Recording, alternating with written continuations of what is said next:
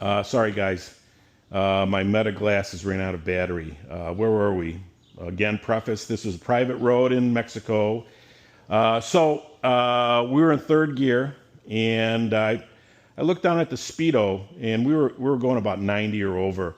And in front of me was a yellow light, and I was afraid we were not going to be able to stop in time.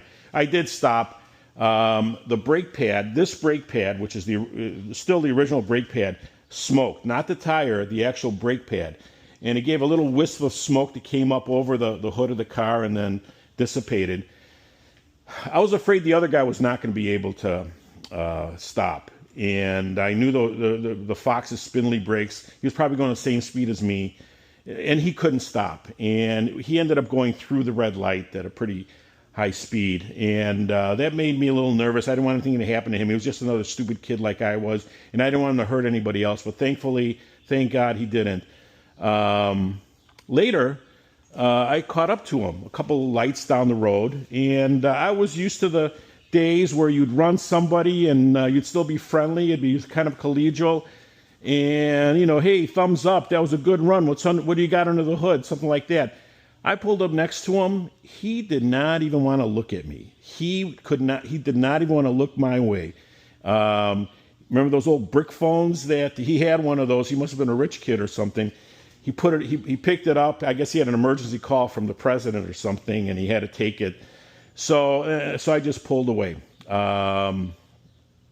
So that's that story. I never did that again. I had a friend with a 92 B4C1LE, and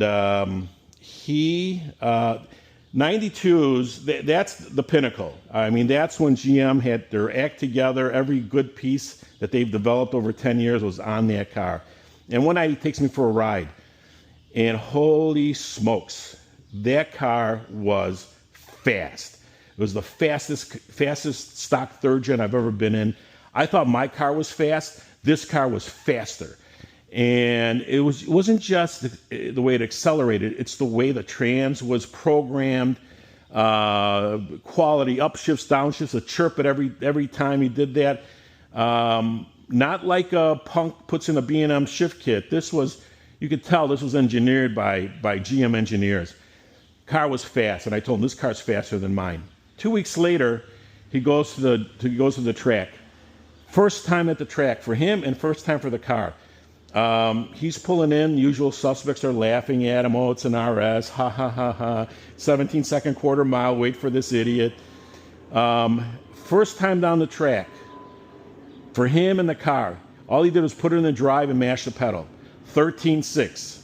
13.6. Those guys weren't laughing anymore. There's another story for you.